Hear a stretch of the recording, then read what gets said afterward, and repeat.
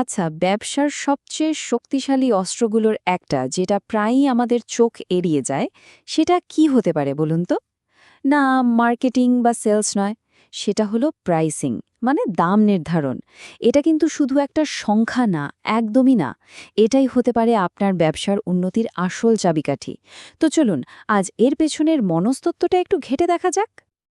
জন কোটোস্কির এই কথাটা কিন্তু একদম সত্যি।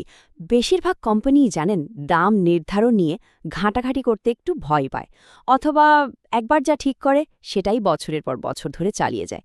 কিন্তু মজার ব্যাপার হলো, ঠিক এই জায়গাতেই লুকিয়ে আছে উন্নতির এক বিশাল সুযোগ। তো আজ আমরা কি কি বিষয় নিয়ে কথা বলবো? প্রথমে দেখব কেন প্রাইসিং এত বড় একটা সুযোগ। এরপর আমরা বিভিন্ন প্রাইসিং মডেল সম্পর্কে একটা ধারণা নেব। তারপর আমরা বোঝার চেষ্টা করব ন্যায্য মূল্য বা ফেয়ার প্রাইসের পেছনের সাইকোলজিটা কি। শিখব কিভাবে আরও ভালো, সেরা এই টায়ারগুলো বানানো যায়। আর সবশেষে দেখব কেন এই দাম ঠিক করার ব্যাপারটা আসলে কখনো শেষ হয় না। তাহলে চলুন, আর দেরি না করে প্রথম অংশটা দিয়েই শুরু করা যাক। সবচেয়ে বড় অব্যবহৃত সুযোগ। আচ্ছা, একবার ভাবুন তো, ধরুন মার্কেটিং বাজেট দ্বিগুণ করা হলো বা নতুন একটা ফিচার বানাতে কয়েক মাস সময় দেওয়া হলো। এগুলো তো ভালো উদ্যোগ, কিন্তু আরেকটা জিনিসও করা যায়। কৌশলগতভাবে দামটা যদি মাত্র 10%ও পরিবর্তন করা যায়, তাহলে রাতারাতি মুনাফায় এর চেয়েও অনেক বড় একটা প্রভাব পড়তে পারে। এর আসল শক্তিটা কিন্তু এখানেই। আর একটা ভালো প্রাইসিং স্ট্র্যাটেজি শুধু লাভই বাড়ায় না, এটা গ্রাহকদের কাছে ব্র্যান্ডের ভ্যালু সম্পর্কেও একটা খুব জোরালো মেসেজ দেয়। বেশ, এবার তাহলে একটু প্রাইসিং মডেলের দুনিয়ায় ঢোকা যাক। চলুন দেখি সাধারণত কোন কোন পদ্ধতিতে দাম ঠিক করা হয়। সাধারণত তিনটে মডেল খুব বেশি দেখা যায়। প্রথমটা হলো ইউজার বেসড, মানে প্রতি ব্যবহারকারীর জন্য একটা নির্দিষ্ট চার্জ, যেমনটা পেজের ডিউটি করে থাকে।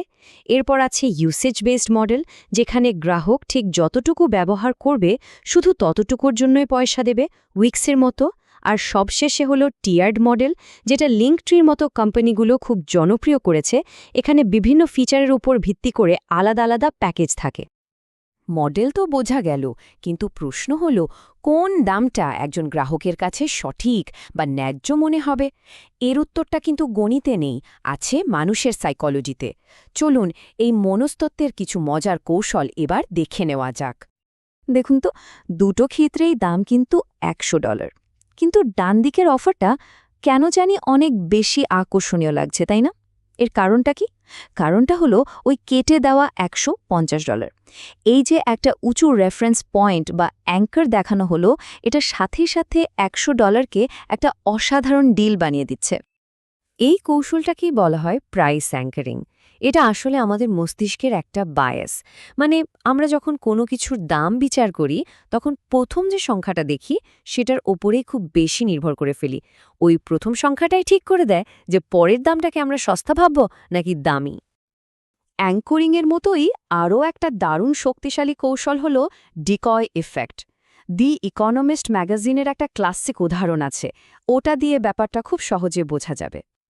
ধরুন দুটো অপশন দেওয়া হলো, শুধু অনলাইন পড়ার জন্য $59 আর প্রিন্ট ও অনলাইন একসাথে পড়ার জন্য $125। এখানে কি হবে? স্বাভাবিকভাবেই বেশিরভাগ মানুষই কম দামি অপশনটা, মানে $59 প্যাকেজটাই বেছে নেবে।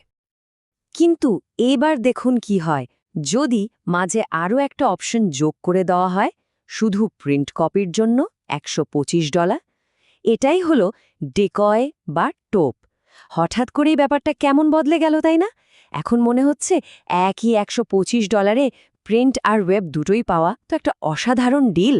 আর গবেষণায় এটাই দেখা গেছে যে এই অপশনটা যোগ করার পর বেশিরভাগ মানুষই শেষ অপশনটা, মানে $125 কম্বো প্যাকেজটাই কেনা শুরু করে। তাহলে আসল কথাটা কি দাঁড়ালো? এই ডিকয় অপশনটা কিন্তু বিক্রির জন্য রাখা হয়নি। এর একটাই কাজ, আর সেটা হলো অন্য অপশনটাকে ক্রেতার কাছে অনেক বেশি আকর্ষণীয় আর যৌক্তিক একটা পছন্দ হিসাবে তুলে ধরা। দামটা কিভাবে লেখা হচ্ছে সেটারও কিন্তু একটা মনস্তাত্ত্বিক প্রভাব আছে। যেমন $50.00 মতো একটা গোল সংখ্যা দেখলে মনে হয় জিনিসটা বেশ কোয়ালিটির, একটা আভিজাত্য আছে। আবার অন্যদিকে $49.99 মতো দাম দেখলে মনে হয় বাহ, জিনিসটা তো বেশ সস্তা বা ভালো একটা ছাড়ে পাওয়া যাচ্ছে। এই যে ৯৯ শেষ হওয়া দাম, এটাকে বলা হয় চার্ম প্রাইসিং। এর কারণটা বেশ মজার। আমাদের মস্তিষ্ক তো বাঁদিক থেকে ডান দিকে পড়ে, তাই $49.99 আমরা 50-এর ঘরের সংখ্যা হিসেবে না দেখে বরং 40-এর ঘরের সংখ্যা হিসেবে দেখি। আর এই সামান্য একটু পার্থক্যই কেনার সিদ্ধান্তকে দারুণভাবে প্রভাবিত করতে পারে। তো এতক্ষণ তো অনেক থিওরি নিয়ে কথা হলো, এবার চলুন একদম প্র্যাকটিক্যাল দিকে যাওয়া যাক। এই মনস্তাত্ত্বিক কৌশলগুলো ব্যবহার করে কিভাবে একটা ব্যবসার জন্য কার্যকর প্রাইসিং স্ট্রাকচার বা টায়ার তৈরি করা যায় সেটাই দেখব। একটা ভালো টায়ার্ড প্রাইসিং কাঠামো বানানোর জন্য মূলত এই 4টে ধাপ ফলো করা যেতে পারে। প্রথমত, ঠিক করতে হবে যে প্রতিটি প্যাকেজ থেকে গ্রাহক ঠিক কী ফলাফল পাবে।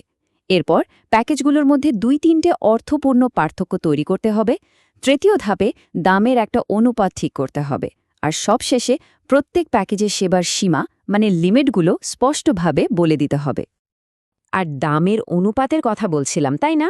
এখানে 1:1.6:2.5 এই রেশিওটা একটা দারুণ স্টার্টিং পয়েন্ট হতে পারে। এটা পরীক্ষিত এবং বেশ কার্যকর। এই অনুপাতটা কি করে? এটা প্রত্যেকটা টায়ারের মধ্যে ভ্যালুর একটা স্পষ্ট লাভ তৈরি করে। ফলে মাঝের অপশনটা বিশেষভাবে আকর্ষণীয় হয়ে ওঠে। মানে ভালো, আরও ভালো আর সেরা টায়ারগুলোর জন্য এটা একটা চমৎকার ভিত্তি। এই যেমন ধরুন একটা বুক কিপিং সার্ভিসের উদাহরণ। ভালো প্যাকেজটা বেসিক কাজগুলো করে দেয়, কিন্তু আরও ভালো প্যাকেজটায় দেখুন মাসিক রিপোর্ট আর একটা রিভিউ কলের মতো বাড়তি কিছু সুবিধা যোগ করা হয়েছে। আর ঠিক এই কারণেই বেশিরভাগ গ্রাহক মাঝের প্যাকেজটার দিকেই ঝুঁকবে, কারণ এটাই তাদের কাছে সবচেয়ে যৌক্তিক পছন্দ বলে মনে হবে।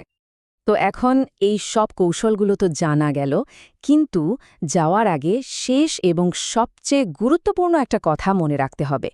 দাম নির্ধারণ কিন্তু একবারের কাজ নয়, এটা একটা চলমান প্রক্রিয়া। তাহলে পুরো আলোচনা থেকে 3টে মূল জিনিস মাথায় রাখা যাক। 1. পছন্দগুলো এমনভাবে সাজিয়ে দিতে হবে যাতে গ্রাহক কিনব কি কিনব না এটা না ভেবে বরং কোনটা কিনব সেটা নিয়ে ভাবে। 2.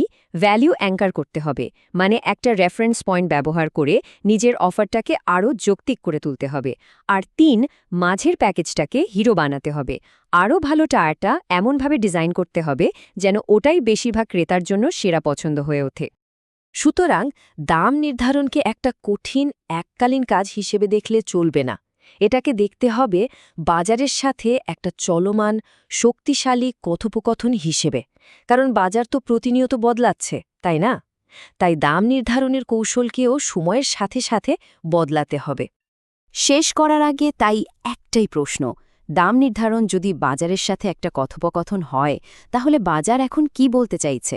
ব্যাপারটা কিন্তু ভেবে দেখার মতো।